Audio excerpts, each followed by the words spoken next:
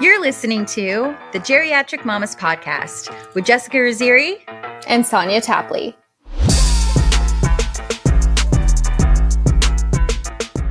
Hey mamas! Today we're going to be talking with Victoria Fritz. Victoria is currently on her journey to her miracle babies after being diagnosed with type 1 diabetes and deciding that surrogacy would be the safest option to conceive. She's here to explain the complete surrogacy process as well as her app that will efficiently help intended parents find a gestational carrier match. Please subscribe and enjoy this episode. Mamas, I love a full and silky texture in my face creams because they feel so healing and comforting to my dry, thirsty skin.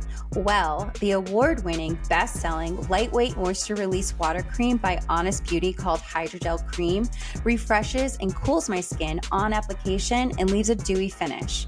As I mentioned on the Hope-isode, Kathy's story, I love mixing Hydrogel Cream into my foundation for a healthy-looking glow. Infused with jojoba and squalene to help hydrate and soothe thirst, plus 2 sizes of hyaluronic acid to help soften and firm, reducing the appearance of fine lines. Honest Beauty's Hydrogel Cream will provide a beautiful glow for very dry skin. We're leaving the link below in our show notes. Drink up, mamas. Mamas, I want to have rosé all day, have fun, and let myself live a little without feeling drunk or feeling hungover the next day. So I treat myself by adding rosé tinted glasses to my sparkling water or lemonade. If you're like me and you're looking for calm daytime energy while feeling alert, present, and uplifted because, well, you know, you're a mom now. Adaptogenic and antioxidant-rich ingredients make rosé tinted glasses from Apothecary great for those battling feelings of stress and looking to curb signs of aging with improved skin tone and moisture. Its tincture format makes it easy to drop wherever you're making it. It's perfect for busy working moms, busy stay-at-home moms who are looking for mood and energy support on the go. We're leaving the link below and in our show notes. So cheers, mamas! So I know this is kind of like, we're basically in the middle of September now, but on the 9th of September, Vanity Fair's Johanna Desta released hers and Selena Gomez's candid chat about her evolving plans for motherhood. I haven't ever said this, Selena said, but I unfortunately can't carry my own children. I have a lot of medical issues that would put my life and the babies in jeopardy. That was something I had to grieve for a while. Gomez communicates this calmly without sentimentality. It's not necessarily the way I envisioned it, she says, of becoming a parent one day. I thought it would happen the way it happens for everyone, but I'm in a much better place with that. I find it a blessing that there are wonderful people willing to do surrogacy or adoption, which are both huge possibilities for me. It made me really thankful for those other outlets for people who are dying to be moms. I'm one of those people. I'm excited for what that journey will look like, but it'll look a little different. At the end of the day, I don't care. It'll be my baby. So I know this story has been everywhere since the day it hit, and this is the original one from Vanity Fair. Selena was diagnosed with lupus in 2013, which causes your body's immune system to attack your own tissues and organs and can cause painful inflammation and swelling, per the Mayo Clinic. The inflammation can affect many systems throughout the body, including joints, skin, kidneys, blood cells, brain, heart, and even the lungs. While there is no known cure for lupus, there are a variety of treatments patients can undergo per the Mayo Clinic. So she underwent a kidney transplant back in 2017. I never knew that. Yeah. I actually didn't know that she had to go through that. Right. Yeah, I remember hearing about that like years ago, and I think one of her friends donated a kidney to her. Right. One of her friends that she when she was acting, probably like a long time ago, because she's been acting since she was like 7, but yeah. I love her so much. I've been watching her on, what is it? Only Murders in the Building on Hulu. Yes, it's so good. You got me into that, Sonia. You told me about it. It's so cute. It's kind of cheesy, but it's cute. I love it. That's fine. It's definitely something I need to like rewind and start from the beginning so that Mike can watch it, because we're looking for something we can really dive into. So that'll be one. Yeah. Well, I mean, I know we've said this many times with many different topics, but the more that these types of things happen to celebrities and people with a platform, and the more that they talk about it, the more they're normalizing it and making people realize, like, it's okay if there's another option. There's not just one way to have a baby. There's many ways, and surrogacy is such a beautiful thing.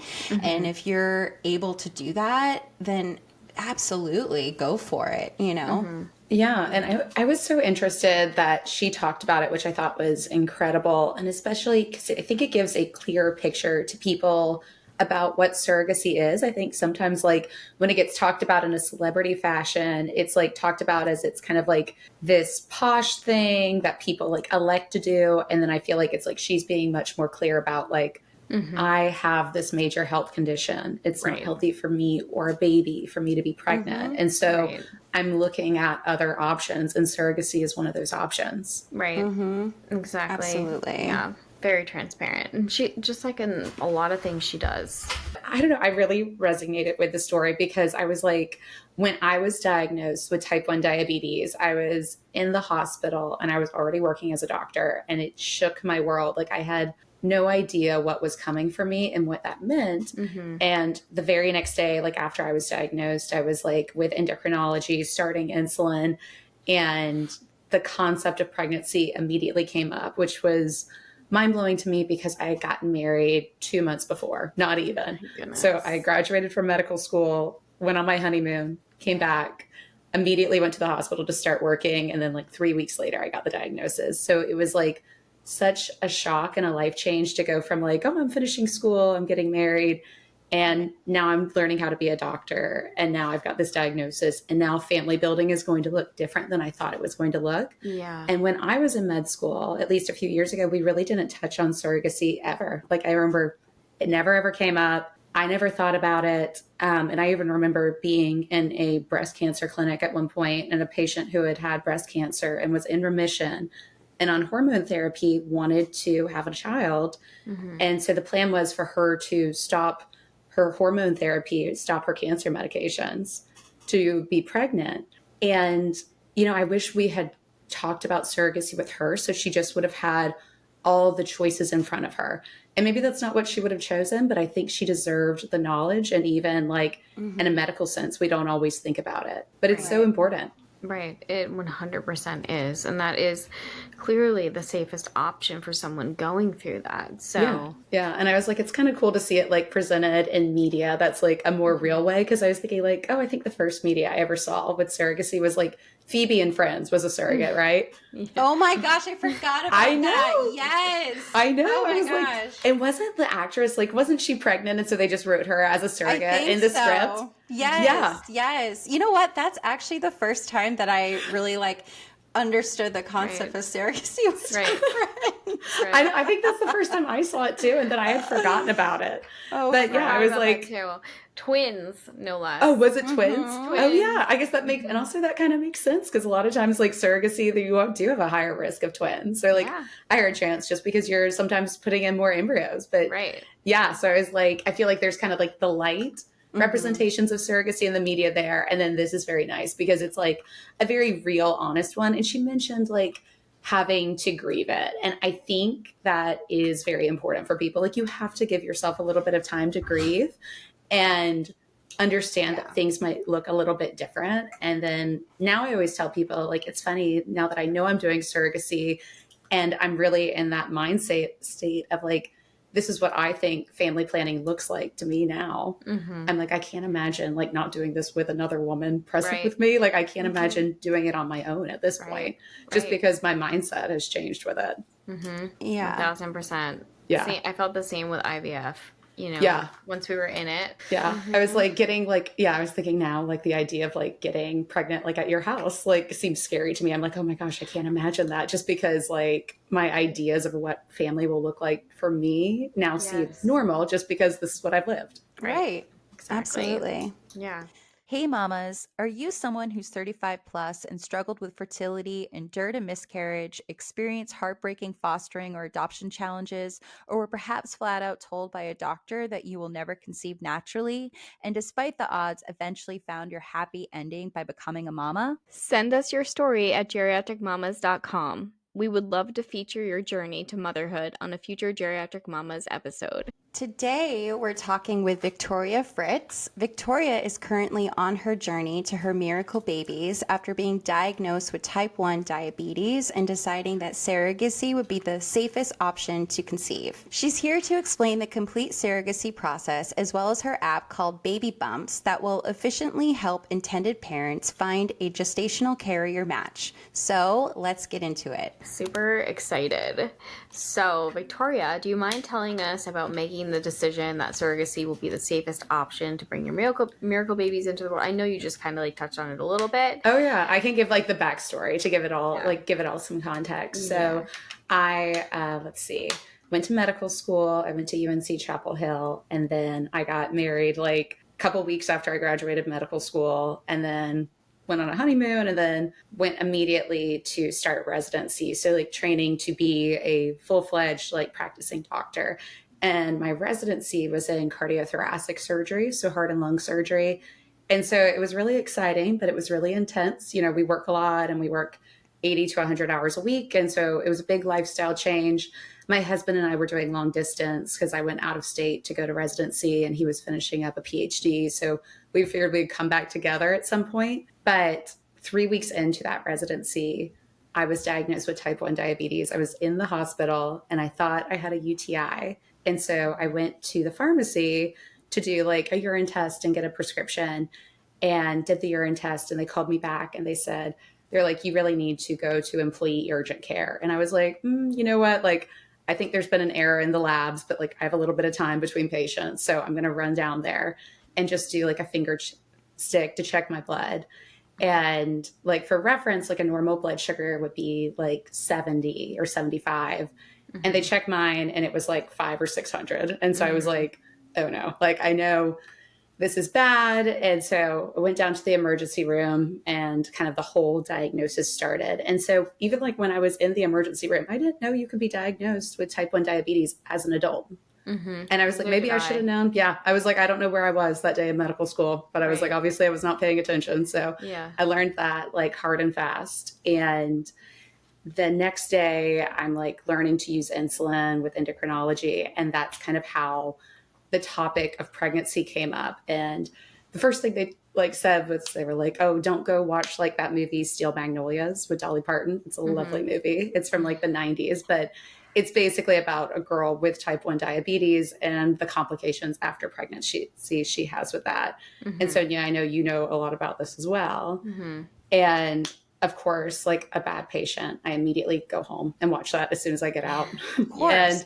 And and it scared me. And so I knew that, you know, type 1 made pregnancy a much higher risk. And I considered doing it, and I considered it for a really long time and talked with high risk OB a lot. And at one point thought maybe it's the right choice. But I knew that with type 1 diabetes, there became a much higher risk of a heart defect with a baby. And coming from cardiothoracic surgery and taking care of little babies with heart defects, I was like, I do not want this for my child. And I want to do what's safest for me and what's safest for them. And so we're going to have a surrogate. And I made that decision before I really understood like the IVF process. So I got to learn that as I went to, which has been like a whole new world. And IVF is so much more in depth than I thought it was going to be. I know you guys are familiar, but I was expecting it to be like, you know, a quick couple appointment thing. And I had no idea that it is quite literally a cycle. That's why they call it a cycle. And it's quite a show. But I made the decision to pursue surrogacy with my husband, create embryos via IVF. And then I kind of realized the options to find a surrogate were, we could go to an agency and you wire them a lot of money. Like some agencies ask for $50,000 to get on a wait list for about a year to a year and a half. And they'll match you with a surrogate, and you can say yes or no to that match. But if you say no, you wait another 2 or 3 months. So I was like, it feels like you don't have a lot of control over the process. You're kind of being thrown with someone, and I'm sure they're a wonderful person, but still it's kind of daunting to spend a lot of money and wait a long time.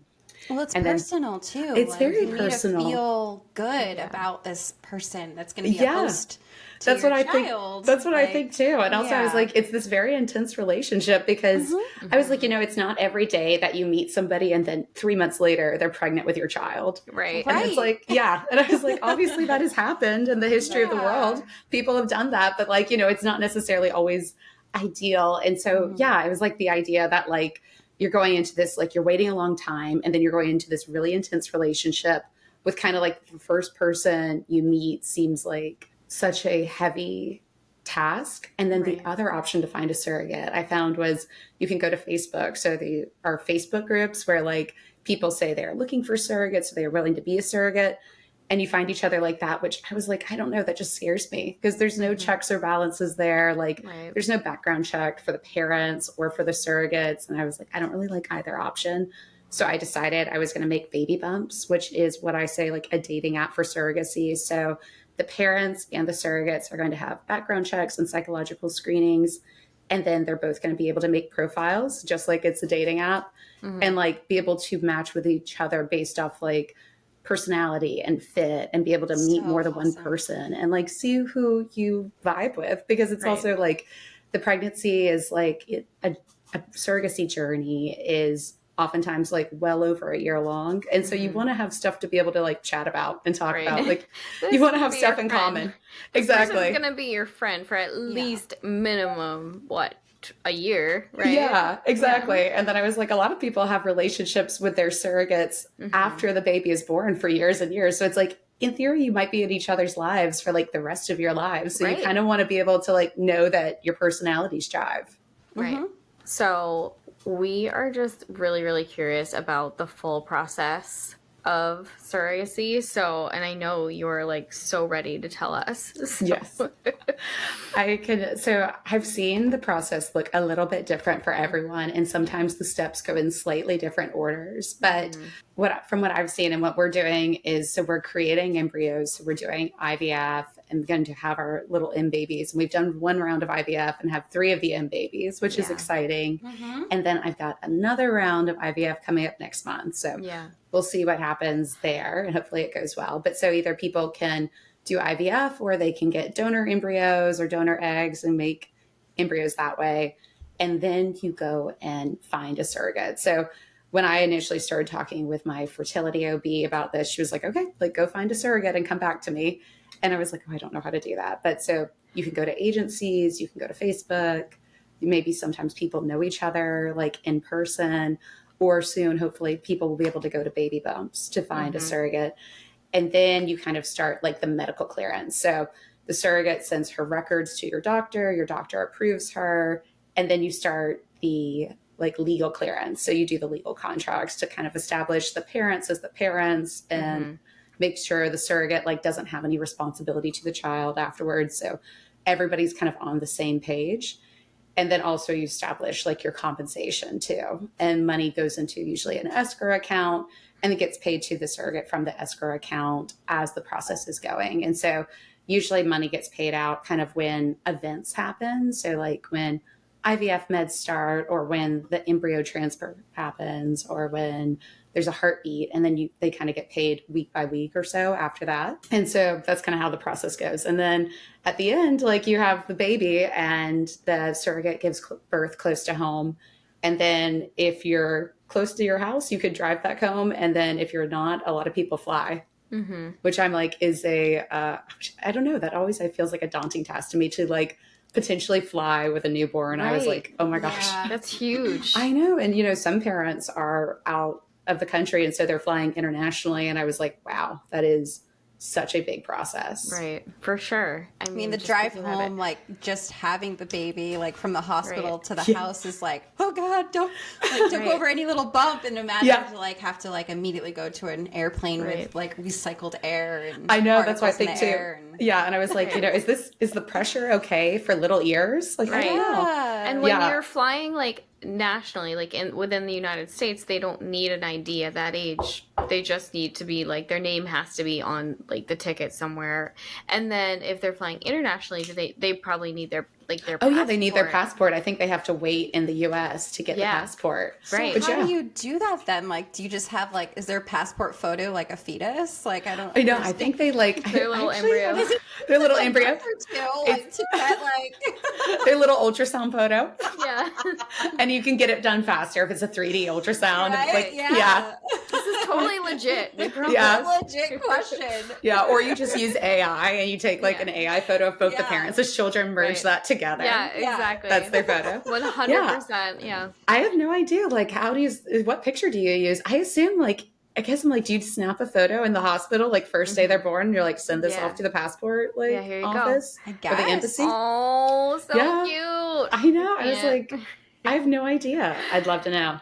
Yeah. I would love to know. But yeah, I think about that sometimes too, of like, like traveling with the baby the first time, because I feel like the surrogates are professionals. Like they literally are professionals. Right. And then I'm like, oh, when I'm traveling with this baby, this will kind of be like the first time I am responsible solely for how this child is doing. Right. And I was like, that will be a whole new like perception. Because I was like, oh, now I feel like I kind of have my surrogate as my comfort blanket of like, where I was like, I feel like she knows what's going on. She has done this before. She's good at this. And then once it comes to like the baby actually being here, I was like, oh, then it'll be on me. Right. Oh, yes. Yeah. Yes. And then I was like, oh, I'll have to decide like how we're going to do feedings and like lactation and bottle feeding, whatever we're going to do. Right.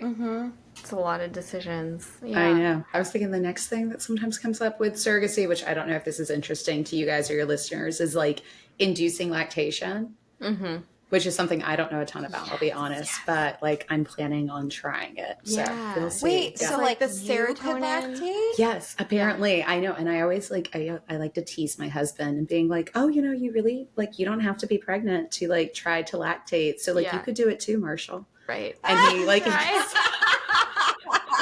like in the Fockers. Yeah, exactly. That's why I always think too. I'm like, can you milk me, Greg? Yeah. And I always say that, he gets so upset.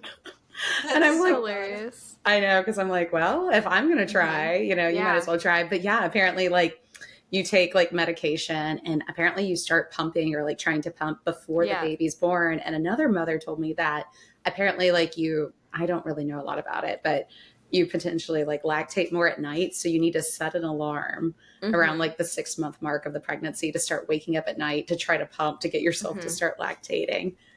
Which I was not anticipating. I was like, I thought I was going to start waking up in the middle of the night when the baby's here. I didn't know I'd like start doing a practice round at 6 months. Isn't it like the happiness hormone or like the love, the oxytocin? Happiness? Yes, oxytocin. Yes. So like whatever you can do to get your oxytocin up and then pumping at night as much as possible. Yeah, apparently it's this whole thing. So I was like, okay, I'm going to try it out. Like, we'll see how it goes. And I hope that works out for you. My gosh, thank you. Cool. Yeah, I had no idea. I know. I like all these things the women's body like that we can do, and like I know it's just so unknown. I know, it's so crazy to me, and I'm like, I really want to like try pumping too, because I'm like, oh man, if we're like traveling with this little tiny baby that has this new immune system, I was like, oh, I want to get like a little bit of breast milk, so they have like a little bit of antibodies, just because I was like, oh man, if we're going on a plane and they don't have any antibodies, I was like, that scares me. Right. But a lot of the surrogates will actually like pump in the hospital. Like, so the babies can have a little bit of colostrum, and some will actually like freeze and ship their breast milk to the mothers and babies. That's awesome. I know. Which I was like, that's a lot of work. And I was like, that is tiring, but it's very cool. Yes. Yeah, that's really cool. Yeah. What about like psychological? Yeah. So we did a like 4-hour psych screen, my husband and I, and you talk a lot about like the process, and you talk a lot about your like, I think expectations, or what you think your expectations should be. And if you want to talk with your surrogate like every day or once a week, and you try to kind of pair up on like having a similar communication style, which I think like the everyday thing sounds fun, but I was like, oh, that might be like a high expectation in real life. Yeah. Yeah, but even just like a simple text, like it doesn't have to be a full-on conversation. Exactly. That's what I was thinking. You know, just like a pic, the text. Right. Yeah. I know. And I've seen people use these little like bands. They're like these little bracelets people buy. And I think initially they were made by the company as something that people can wear if they're like long distance, like if you're dating long distance, or if your family or friends live far away, where you can tap it to like remind your family member that you're thinking of them, and it does a tiny buzz on your wrist if somebody taps it from the other side. Oh, I love and apparently like surrogates wear them, and whenever the baby kicks, they tap it.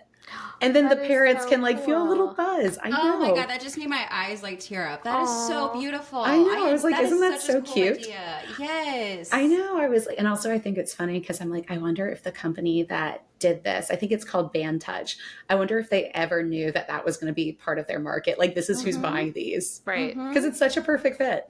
Yeah, that is such a cool idea. And even not even just for, I know this is about surrogacy, but not even just for surrogacy, because like a lot of times like the partner misses out on like feeling like the kicks and stuff when they happen. So just like in like relationship or any circumstance, like, you know, for a pregnant mom to just, you know, be like, oh, they're like, that is such a cool idea. I love that so much. I know. I was like, it's very like exciting to me. I was like, oh, that'll be so crazy. And I'm really hoping that, you know, my surrogate is able to come to like some of the events that we're having, or like, you know, the baby shower and that kind of stuff. And I was like, I'm hoping that we'll kind of have like a friendship, and that will be fun, because I'm like, oh, I'd love to do like the baby shower games and do all that stuff, which I was like, it'll probably be a lot of the guests first surrogate baby shower, but I was like, this will be something new, and hopefully they'll enjoy it. Has your surrogate, like, she's done this before, like she's so I'm still waiting to meet her, so we're like still waiting to find one. So I only just have these like concepts in my mind of what I hope it's going to be like. So, and that brings us to your app, BabyBumps. Yes. So tell us more about BabyBumps and how it's going to help families and gestational carriers match with each other. Yeah. So I always tell people it is literally a dating app for surrogacy. So a lot of people meet like their like partners or spouses on Hinge. It'll kind of be just like that, where you're able to make your profile. And then if you're making a parent profile, you see surrogate profiles. If you're making a surrogate profile, you can see the parents. And I plan on having like a lot of logistics in there of kind of like, what state do you live in? Like, this matters for like legal and travel. And then things like, you know, how many embryos do you have? Like, how many kids do you have? What is your life like? But then I want to have a lot of stuff that's like personality based things. And like, what do you like to do? Like, what do you like to watch? What do you like to eat? Like, do you like to like hike? Like, I'm not a big hiker, but like, that's great for you if you are. Like, it's obviously like, you're going to have their birthday, so you'll know their astrological sign. Oh yeah, exactly. I know. So I should include like the zodiac chart in there and be like, see how you guys do. Right. Yeah. I know. Yeah. It's like, what is your like, like, are you compatible? What's your name? What's your sign? Are we going to get along? Yeah. I feel like that could be like a whole new aspect of like zodiac signs, like, or like people that like tell you about your zodiac sign, of being like, okay, like this is me and like my surrogate, or like the surrogate being like, this is me and the parents of the baby. Like, are we going to get along? Is this going to go well? Like, do we mesh? Yeah, we have a whole episode. It's like zodiac signs as moms. And then like for each zodiac sign we went through, it was like your style of parenting, but also because Jess and I are best friends, like, who are you compatible with for friendships? Like, we had to add that in there because it's important. And I think definitely that would be super fun to have in the app. I think that would be really fun too, especially because I was like, if you just want to see, because I was like, it's just fun to know. And then also, have you guys ever looked at the zodiac signs that will kind of like tell you like your special places, like physical locations, the lines going down the maps? Have you guys seen that? I did it once at a bachelorette party. Is it the is it human design? I've done human design, which is basically, I don't know if it's the same thing as what you're talking about, but so cool. It asks for all the same information. Yeah. I went to like a bachelorette party once and we did this, and like the man who was doing the zodiac sign thing was like, oh, like your lines are going through like the Mountain West, and I've always really wanted to go to Montana and move there. Cool. So I was like, that makes sense. I was like, who knows, maybe my surrogate is in like Montana or something, and it will all like come back around. You'll have to like update us if that's what ends up happening. I know. So cool. Yeah, because I was like, I love going out there. I know, right? It would be very cool. You and your surrogate are best friends. You're both coming on. Yes. I know. It would be so fun. I am like, I really do think I was like, oh, with this baby shower, I was like, I like have thought about it. I was like, oh, I wonder what type of games are like pushing people too far, going to make them uncomfortable. But I was like, it's not a secret. Like, I'm like, I'm proud to do it. I saw recently that somebody did a baby shower game, which was like guessing how many like vials of medication she had gone through in her IVF cycle. It was like all in a jar. It's like you guess how many. Oh my gosh. I know. And I was like, oh, I totally feel that. Cause I was like, Yeah. I like still have all of my like safe and like sharp containers too. And I was like, you know what? Maybe I'm just going to save them. And that'll be one of the games. Yeah. That's a good idea. Yeah. I know. I saved all mine too. I don't know why. I'm like, I get don't rid know of why them. I Like, do. Let's go. Like, I know. That's what I thought too. I was like, I don't know Did why you I'm really? saving them. But well, like, not like intentionally. Yeah. Like they're just, It's just they're it there. started, well, it started Yeah. because they give you those red sharp, those containers, Yes. right? Yeah. And so it started off being like, well, I feel weird just throwing this in the trash. Like I don't Yeah. want like a homeless person rummaging through. I don't know. Yeah. Like I just had all these weird thoughts. Yeah. And then they send you another sharp container. So I'm just like, oh, here's another one. And now I literally have like 4 red full sharp because it was like 3.5 years of this shit. yeah. Yeah. Full of like needles. Like, Yeah. we're selling at our house, so I should probably like dispose of that before, like, or maybe I'll just Not leave gonna it leave for, it like, behind. And let somebody see it. Yeah. and, like, And they can no guess. No Yeah. explanation. Like, why would this be here? Yeah. No, Well, oh my I also gosh. used mine for like my diabetes supplies because Right, I was like, oh, this exactly. is perfect. I was Yeah. like, Yeah, I was like, there you I'm go. going to keep on using these. I was like, I hope they send extras because I'm like, I can Yeah. always use another Yeah, one. that's awesome. You are testing the app currently, right? Yes, yes. So it is being developed, and we are looking for people that want to like be early testers of the app. Like it's totally free. So if you want to have a hand in shaping it or giving your feedback and letting us know like what you would want to see, if you've previously been a surrogate or a parent via surrogacy, or you're planning on doing it, like please reach out to me and I'd love to get your opinion because I want this to be built as something that's really easy for people to use and also enjoyable. I think Right. like surrogacy, sometimes it's a super stressful process, understandably so, but I feel like this can be kind of a more personal, lighter, like kind of like more enjoyable side of the surrogacy Right. journey because it's kind of like dating, and it's like you're just meeting people. It's not high pressure. Like you're just chatting to see if you guys get along.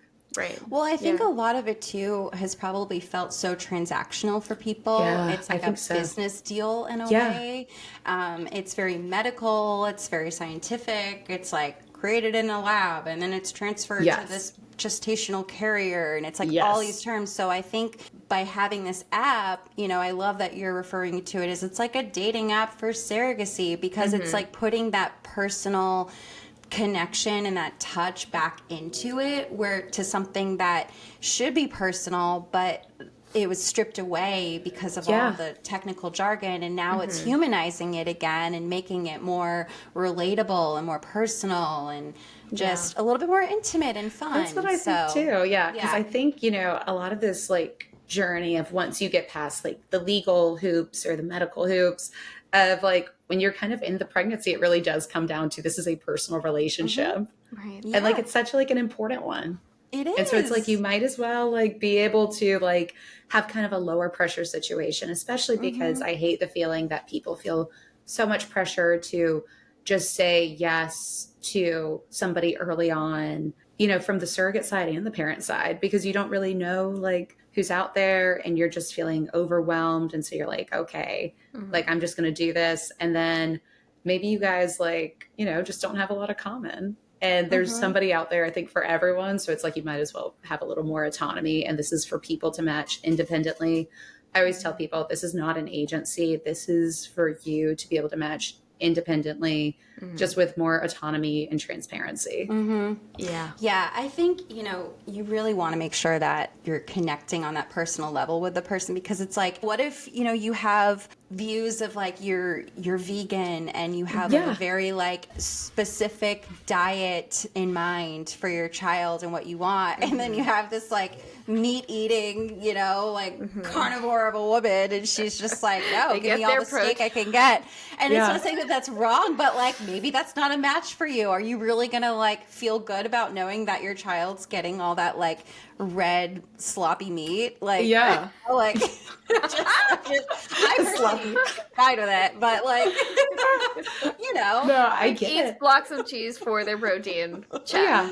Yeah. Right, And I always feel from the surrogacy side, like, what if you're like, oh, these parents seem nice, and then you get to know them just a little bit more, and they're like, actually, we've got all these rules we want you to follow, and it's right, like, and then it's not a fit for you either. no, It's a two-way street. Yeah. Absolutely. Yeah. Yeah. I think for some reason for like parents or like in surrogacy, we call them like intended parents. Right. For some reason, I feel like diet comes up so much where we're like, what is going to happen with the diet? And I kind of like was like, if I were pregnant, like I have no idea what I'd be eating. Right. And like my mom used to eat like Arby's sauce, like straight at the drive-thru with me. And like, I love that. And like I became a doctor, so it's okay. I will say, like, I had all these visions of what I was going to be eating while I was pregnant. I was like, I'm going to start my mornings with blueberries, and I'm going to drink so much water, and it's just going to be like really lean proteins and really like all the stuff. And the amount of French fries and salt consumption and chocolate and ice cream, like. And I think Hayden's perfect. So, I mean, it is what it is. Yeah, like, that's what I think too. I think I was like, I think they will, the baby, like, will survive the French fries and ice cream. Take in your prenatals, you know, get your folate. Make sure your folate's in there, Yeah, and everything else will figure itself out. It's fine. Yeah, like I had this idea, like initially also before I was ever diagnosed with type 1 diabetes, I remember thinking like, oh, when I'm pregnant, like I'll be able to like eat a little more, not feel like weird, like, you know, eating. And then I realized like, oh, if I was pregnant with type 1 diabetes, I'd have to watch my diet like crazily amounts. I was like, oh man, I don't even get that. And then I remember going through the IVF cycle, and at the end, you know, you take that beta HCG.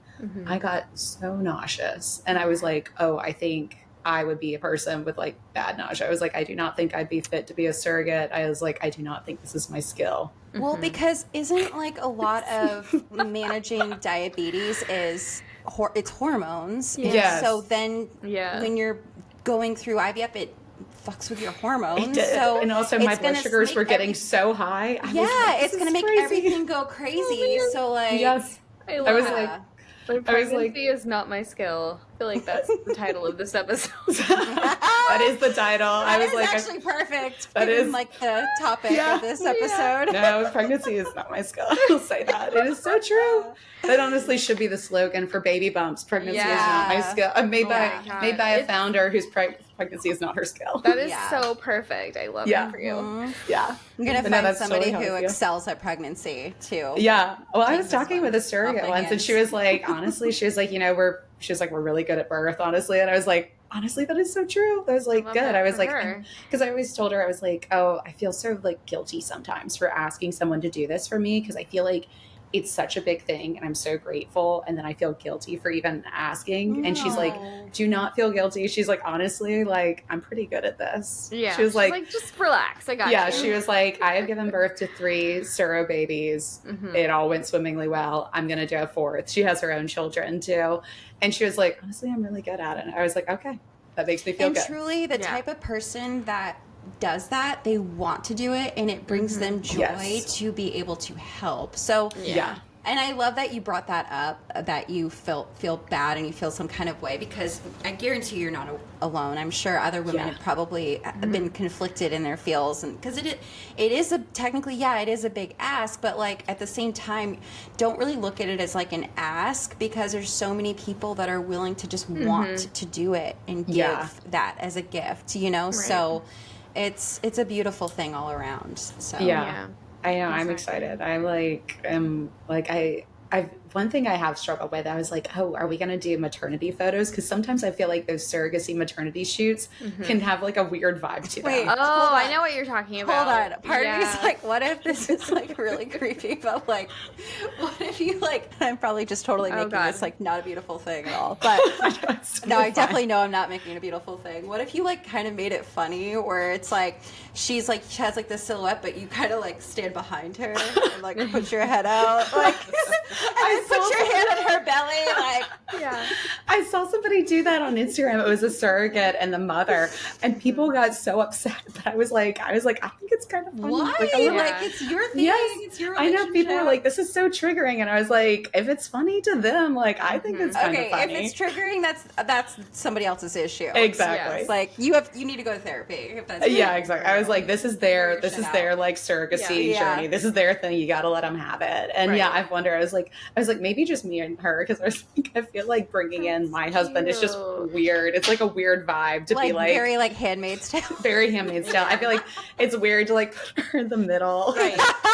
You can do like I'm sure you've already thought of this. This is not an original idea, but you and your husband can totally do like the ultrasound picture or like and whatever. like hold the ultrasound. Yeah, and like the baby shoes or like some like accessories. Like like something cute. Yeah, for these like photos. Yeah, I have thought I was like I'll definitely have like photos for the child of like when like their surrogate was pregnant with them to be like if they're like where did I come from, and I'll be like, oh, this is Aunt so and so, like when she was pregnant with you. Yeah. And then they'll know, because somebody asked me recently, they were like, what age do you tell your child? And I was like, oh, I don't know, probably whenever they're like 2. I don't know, whenever they can understand that. I was like, it's not a secret. There are some books that Jessie had recommended.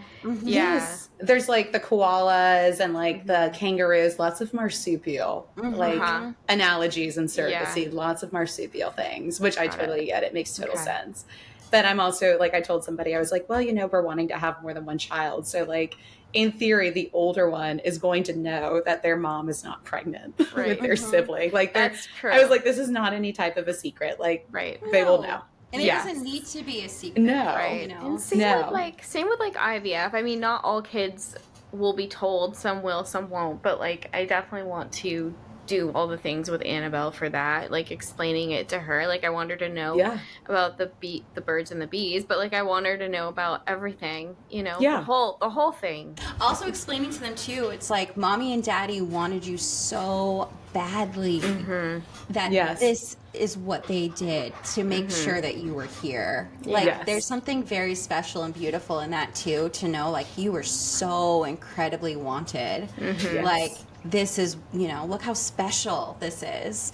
Kind of like phrasing it like that, because you hear a lot of stuff of like people being like, oh, created in a lab and like petri dish baby and stuff, and it's like, shut the up. test tube baby. Test tube baby. I remember hearing that for the first time when I must have been like 4 years old, and I remember being in like my parents' like room, and I think I found like a magazine. It was just like on the front of like Time magazine or something like that. And I was like, oh, what is this? And it's like, well, little did I know. Like, just give it a few decades, girl. You will be there. Yeah, that's you. Yeah. That's us. Yeah. Yep, exactly. It was also so, like, taboo, like, back in the day. And I think that's why we're dealing with so many stigmas around so many different topics that we discussed today, is because everything was just so taboo. And it's like there was one way to build a family. And if you're outside of this norm and you don't do it exactly this way, then there's something wrong with you. And it's weird. And we don't talk about it. Yeah, I feel like people can be very judgmental about it sometimes, where they're kind of like, oh, I never did that. And I'm just like, oh, okay, nice. Cool. Good. Cool. You want a sticker? Yeah, exactly. I'm just like, oh, cool. Like, and in the meantime, I'm like saving all my needles to do for my like baby shower guessing game. I'm like, it's like, okay, good for you. Like, this is what I did, but whatever. So, Victoria, where can people find you for the like BabyBump testing and just to reach out to you in general? So I think the easiest thing is Instagram. So I'm at hello_BabyBumps. And then there's a link in the bio if you want to sign up to do the testing.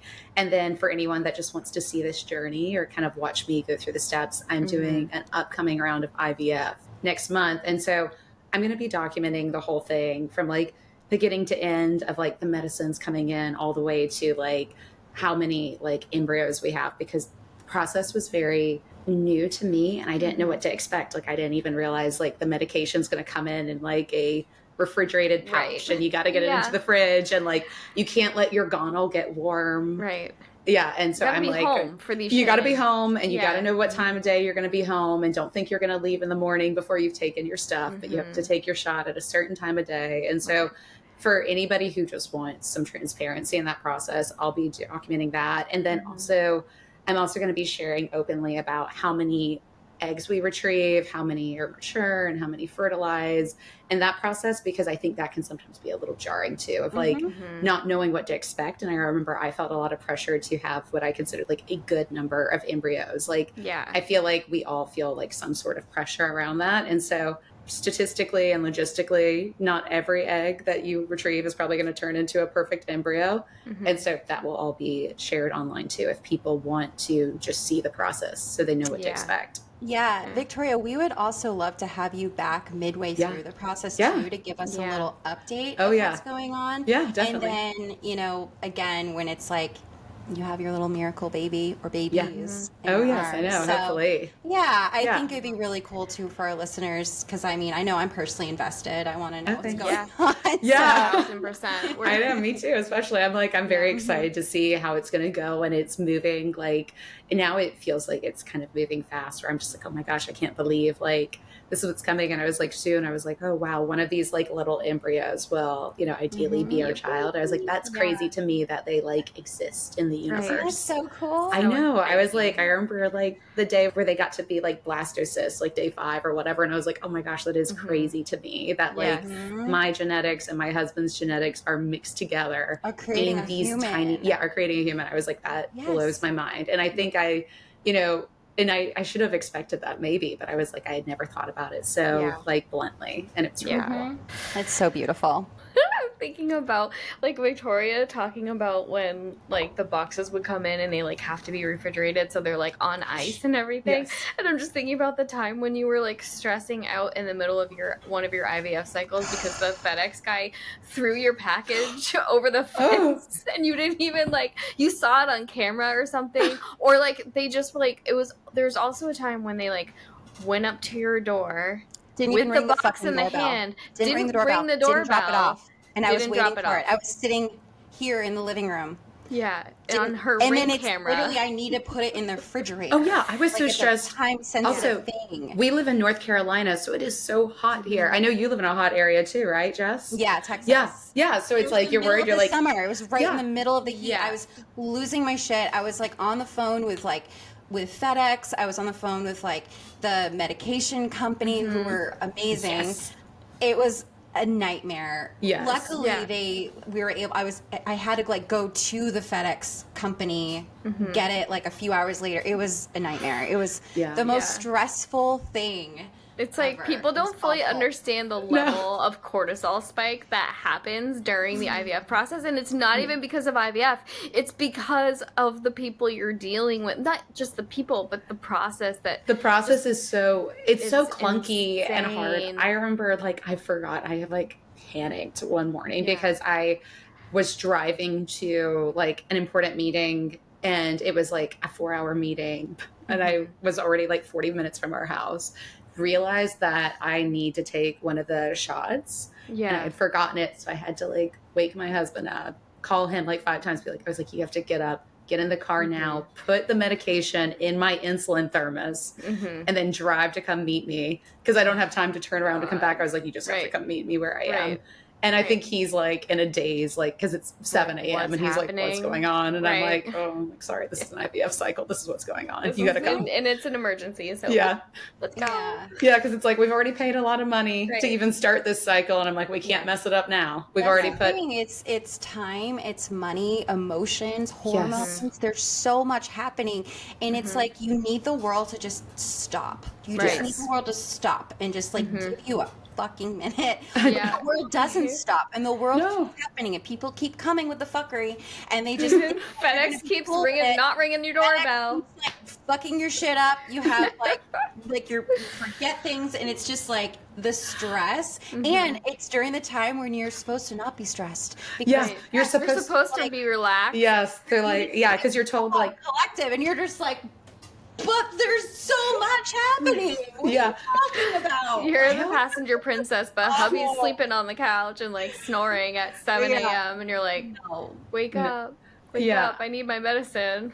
And my husband is so afraid of needles and blood draws, so I do it myself. And I remember that it's a big needle, and even like I had been a doctor, and I was still like, and I give myself shots for insulin all the time. I still like got like a little bit sweaty with that first one. I was like, this is a big needle. And I was like, I'm on my own, because like my husband will pass out, like actually like passes out from a blood draw. And I was like, you can't be in here, because I was like, I don't need the extra stress of like me No. trying to give myself this shot at this exact time, and then you're like out on the tile floor. So I was like, I am your husband. I am him. That is me. Yeah. So I don't know how I got through this. You know I wanted a baby because if you're doing the shots. Yeah.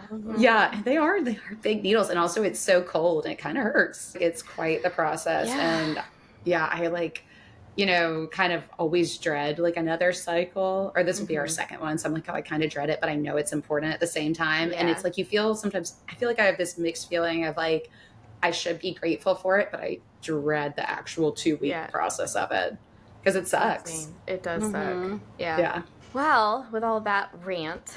Yeah, it was like the IVF. Now like that we we just just got a everybody's lot so out. excited to do all of this. I know, exactly. It was like the whole rant of it. We just got like so much out. It just felt so good. And the ultrasounds, I think that's what like surprised me, where I was like, every day, it took me a while to realize at the doctor's office that this is going to happen. Like, I'm coming back here every other day to be checked, because every day I was surprised when they're like, oh, we'll see you in 2 days. I was like, It's a lot.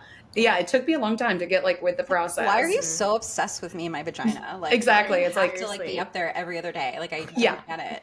yeah, and the epidural. And I was so stressed out about it. I was like, oh my gosh, like I had never gone under any like even light anesthesia since I had diabetes. So the idea of being like not conscious and somebody else managing my blood sugar, even for 15 minutes, I was so stressed out by it. And then trying to be peaceful and zen and calm during an IVF cycle. And I was like, these are not going together. It's like, yeah, like as you said, Jess, like the world keeps coming. Like it doesn't stop. Nope. With all of that, I think that's all we have for you today. And we will leave Victoria's information in the show notes, and along with a lot of the resources that we mentioned throughout the episode. Reminder, Geriatric Mamas listeners get 20% off services at Ageless Medical Aesthetics in Westbrook, Maine with the code MAMAS2024, and a free first swim class at Goldfish Swim School in Portland, Maine with the same code MAMAS2024. You'll just need to call them to schedule your child's first visit. I'm excited for Hayden to go check it out. Yeah, it's amazing. They are Started so those swim good. lessons. How old is he? He's about to be 2. Oh, wow. I can't. I'm having a hard time. So Two is a hard, like, you're like, oh my God, he's 2. Yeah, he's like, I don't know, like 1 was hard, but for some reason 2, I'm having a harder time accepting that he's about to be 2. Yeah. I feel like I'm gonna cry. Yeah, I'll check in with you guys like as like the process keeps going, and then like maybe I was like, hopefully like my surrogate and I will be all aligned, and like we can come back on and talk about what it's like, and she can share her perspective like from the surrogate side. Yeah. I think it'll be fun. Well, thank you everyone for listening. Be sure to tune in next week. Follow, subscribe, rate and review, tell a friend. We need your support. Yes.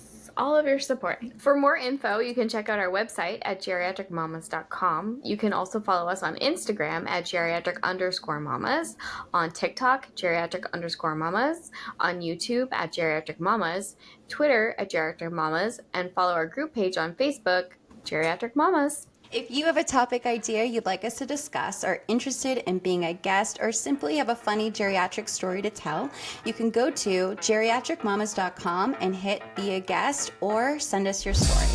Bye-bye.